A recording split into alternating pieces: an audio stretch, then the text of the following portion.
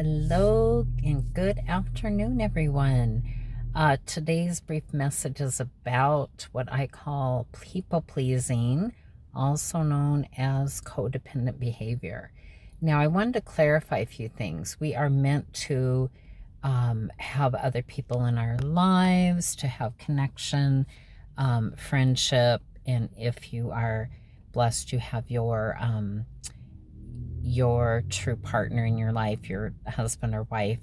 And that's a good thing, right? So people get codependence mixed up with independence, and really it is about, I'm going to use words, being interdependent. So it's not about I'm an island to myself and I don't need you.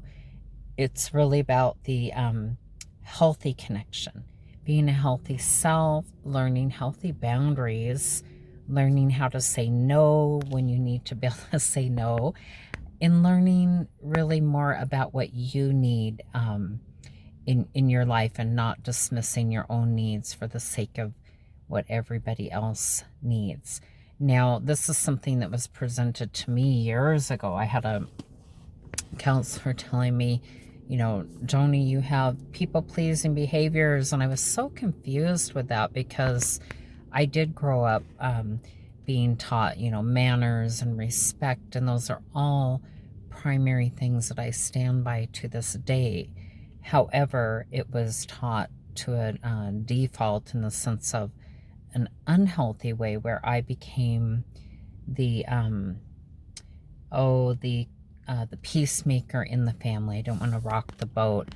My needs were not, I wasn't allowed to talk about them or taught that I could even express them. And there was so much tension in the family. So I held a lot of the attention and became the happy, good little girl, basically.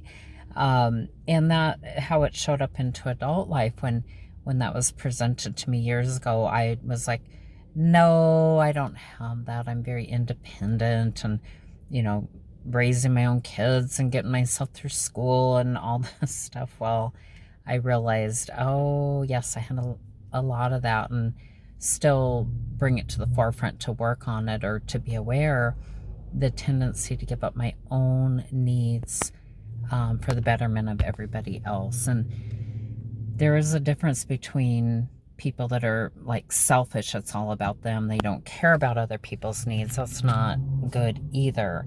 That's kind of the opposite extremes. But when you're just giving and giving and giving of yourself, and this shows up in a lot of caretaking positions, whether it's in my own field of counseling and coaching, or doctors, or emergency room people, or nurses. I mean, there's a long list. Our law enforcement, lots of people that you really need to guard that, where you're replenishing, you're filling up your own bucket so that you can give to people in a healthy way, but also assessing, like, am I functioning too much for other people? Am I giving at the expense of my own well-being? And it can be really subtle and sneaky when you all of a sudden wake up and go, I'm feeling pretty darn pooped and upset or depressed or sad. Really important to pay attention to that. And something that I really live by, my husband usually will say, wow, you're really good at this.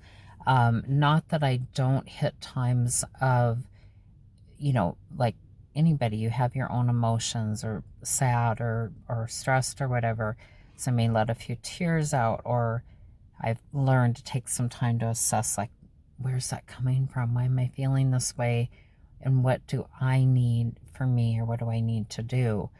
And so, like, cases, I'm really good about getting up and going regardless of how I'm feeling, because I don't operate on the feelings, but I've learned to not dismiss the feelings.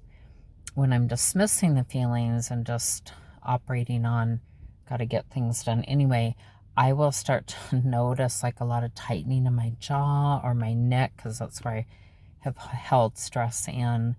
And that's kind of like I tell people, we have yellow caution lights in our bodies. It's so cool. warning signs that will show us, hey, there's something going on here, something important to pay attention to, and get yourself de-stressed and have the healthy boundaries around your life. So I just wanted to share that. That's kind of been coming up a lot for a lot of people, and including my own journey, when I need to pay attention, like, oh, have I been overdoing, over caretaking? It's deeply ingrained in me. And I do love that I do have so much compassion. I believe it helps me to really sit with people on their level and have that genuine care. Same within my marriage, or with my daughters, or grandchildren and family members. It's all a good thing. I wouldn't trade that for anything.